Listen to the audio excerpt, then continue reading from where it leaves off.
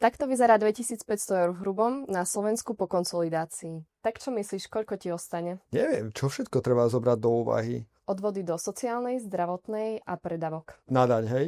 2,5 tisíc, ja neviem, akože čo tých 1900 by mi mohlo ostať, či? Skoro. Je to 1828.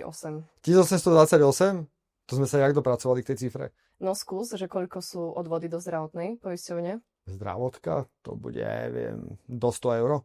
125. Minulý rok to bolo 100 eur a tým, že sa teda navýšili zo 4% na 5%, tak už je to 125%. Aha, okej, tak preto som videl menej na výplatnej páske, no dobre. A sociálna poisťovňa? Sociálna poisťovňa, to bude viacej, neviem, ale čo, do 200 eur?